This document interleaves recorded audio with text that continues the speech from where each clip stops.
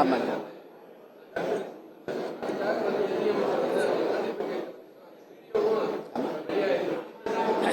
நானும் பார்த்தேங்க, நேற்று தொலைக்காட்சியில நான் பார்த்தேன்.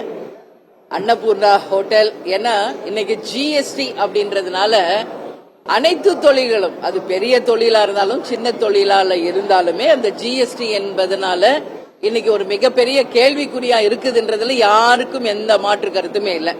அதுவும் எஸ்பெஷலி கோயம்புத்தூர், திருப்பூர் எல்லாம் வேடந்தாங்கல் மாதிரி இந்தியா முழுக்க இருந்து வருகின்ற எத்தனையோ பேருக்கு வேலைகளை கொடுக்கின்ற ஒரு மாவட்டங்களாக இருக்கு. இப்ப ஜிஎஸ்டி என்ற வரி விதிப்புக்கு பிறகு சிறு குறு தொழில்கள், அதே மாதிரி நெசவு தொழில்கள், டெக்ஸ்டைல் இண்டஸ்ட்ரீஸ், அது மட்டும் இல்லாம வியாபாரிகள் எல்லாருடைய வாழ்க்கையும் ஒரு கேள்விக்குறியா இருக்கிறது என்பதுல மாற்று கருத்தே கிடையாது. அதனால இன்னைக்கு அவர் ஜிஎஸ்டி ஒரு ஆலோசனை கூட்டத்தில் அவர் தங்கள் கருத்தை எடுத்து சொன்னார். அதை நமது நிர்மலா சீதாராமன் அவர்கள் பினான்ஸ் மினிஸ்டர் கேட்டாங்க. அப்போ அவர்கள் சொன்னதை கேட்டாங்க. நானும் அதை விஷுவல்ஸ் பார்த்தேன். எனக்கு என்ன ஒரு விஷயம் தோணுதுன்னா, அவர் யதார்த்தமா தான் அவர் சொல்றாரு. இதுல எந்த உள்நோக்கம் இருப்பதாகவோ இல்லை அவர்களை அவமதிக்கணும்னோ அவர் பேசினதாக எனக்கு தெரியல. அதே போல அவங்களும் அதை ஸ்போர்ட்டிவா தான் எடுத்துக்கிட்டாங்க. பினான்ஸ் மினிஸ்டரும் அவர் சொல்ற கருத்தை ஸ்போர்ட்டிவா தான் அந்த ஸ்பாட்ல எடுத்துக்கிட்டாங்க.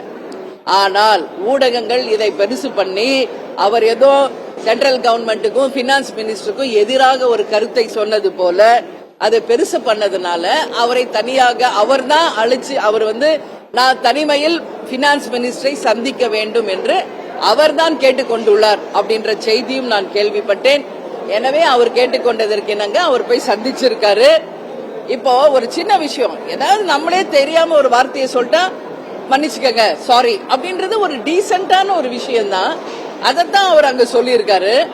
அவங்களும் அதை ஸ்போர்ட்டிவா தான் எடுத்துக்கிட்டாங்க. இது எதுக்கு இவ்வளோ பெரிய ஒரு பூதாகரமாக திமுகவும் காங்கிரசும் மற்ற கட்சிகளும் கொண்டு போறாங்க என்பது தெரியல. இவங்க ஒரு விஷயத்த கையில எடுத்தா அதை பூதாகரமாக்கிறாங்க கொஞ்ச நாளைக்கு முன்னாடி. ஆனா மீடியாவுக்கு நல்ல தீனி, டெய்லி ஒரு விஷயம் உங்களுக்கு வைரலா ஓடிட்டு இருக்கு. அது மட்டும் உண்மை. இப்ப ஒரு 4-5 நாளைக்கு முன்னாடி பார்த்தோம்னா மகா விஷ்ணுவோடைய ஒரு விஷயம் பூதாகரமாச்சு. அது ஒண்ணுமே கிடையாது. ஆனா அவர் யார் ஸ்கூல்ல போய் அவரை சொற்பொழிவாற்ற யார் அனுமதிச்சா? அதுக்கு இன்னைக்கு வரைக்கும் பதில் இல்ல. அதற்கு பதில் சொல்ல மாட்டேங்கிறாங்க. ஒருத்தர் அனுமதிக்காம உள்ள வர முடியுமா? அப்ப யார் அனுமதிச்சாங்க என்ற கேள்வி பல முறை நாங்க கேட்ட பதில் இல்லை. அதே மாதிரி பார்த்தோம்னா அதுக்கு முன்னாடி ரஜினிகாந்த் அவர்கள் துரைமுருகனை பற்றி அவர் சொன்ன ஒரு கருத்து வைரல் ஆச்சு. இது மாதிரி தொடர்ந்து வைரலா போயிட்டு இருக்கே காட்டி இதுல யாருக்கு என்னன்றது ஒரு கேள்விக்குறி. ஆனா ஒரு விஷயம், இதே மகா விஷ்ணு அன்னைக்கு சொன்னதுக்கு அன்பில் மகேஷ் என்ன சொல்றாரு, என் ஏரியாவில நான் இருக்கிற இடத்துல இப்படி சொல்லிட்டு போயிருக்கேன், உன்னை என்ன பண்றேன்னு பாருன்னு ஒரு அமைச்சர் சொல்றாரு. ஏன் அதுக்கு எதிர்ப்பு யாரு கிளப்பல? அதுவும் அவமரியாதை தானே. அதுவும் ஒரு என்ன சொல்றாங்க இன்னைக்கு திமுக பினான்ஸ் மினிஸ்டர் மிரட்டும் தோணியில அடிப்பணிய வச்சிருக்காங்க. இப்ப அன்பில் மகேஷ் செஞ்சது என்ன அப்படின்ற கேள்வியை மக்கள் கேள்வியாக நான் கேட்கிறேன். யாருமே ஒரு விஷயம் சொல்றோம், ஏதோ ஒரு விஷயம் தப்பாக புரியப்பட்டாலோ தப்பாக செய்தி போய் சேர்ந்தாலோ ஒரு அப்பாலஜிஸ் கேட்கறதுல எந்த தப்பும் கிடையாது. அதுதான் அங்க நடந்திருக்குது என்பது என்னுடைய கருத்து. ஆனால் உண்மையில் என்ன நடந்தது என்பதை நீங்கள் அன்னபூர்ணா ஹோட்டல் உரிமையாளர்கிட்டையும் நமது பினான்ஸ் மினிஸ்டர் கிட்டையும் வானதி சீனிவாசனிடம் தான் கேட்க வேண்டும் என்பதை நான் கேட்டுக்கிறேன். என்ன பொறுத்த வரைக்கும் இது ஒரு கேஷுவலா தான் அதை நான் பாக்குறேன். மற்றவங்க செஞ்சா அது ரைட்டு, அடுத்த ஆள் செஞ்சா அது தப்பு என்ற ஒரு நிலைப்பாடு தமிழ்நாட்டில் இருக்கிறது. இது கண்டனத்துக்குரிய ஒரு விஷயம் என்பதை பதிய வைக்கிறேன்.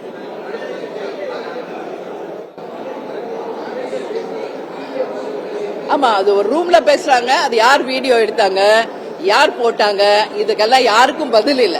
இதுதான் அவங்க தான் இதை தெளிவுபடுத்தணும். பிஜேபியே போட்டாங்களா இல்ல அவங்களுக்கு தெரியாம வேற யாராவது எடுத்து போட்டாங்களா அப்படிங்கிற விளக்கத்தை அவர்கள் தான் கொடுக்கணுமே ஒழிய அது எதுவுமே தெரியாத நம்ம அதை பத்தி ஒரு கருத்து சொல்ல முடியாது. ஆமா, அவர் லண்டன்ல இருக்காரு, ஏதோ படிக்கிறதுக்கு போயிருக்காரு. அங்கிருந்து அவர் மன்னிப்புங்கிறாரு. ஆக்சுவலி இன்னைக்கு அன்னபூர்ணா ஹோட்டல் ஓனர்கிட்ட பேசுனேன்னு அவர் சொல்றாரு. அதனால இங்க அவர் மன்னிப்பு கேட்கறதுக்கு என்ன ரீசன் எனக்கு தெரியாது. பட் அவரும் போய் பினான்ஸ் மினிஸ்டர் சந்திச்சு விளக்கத்தை கொடுத்திருக்காரு.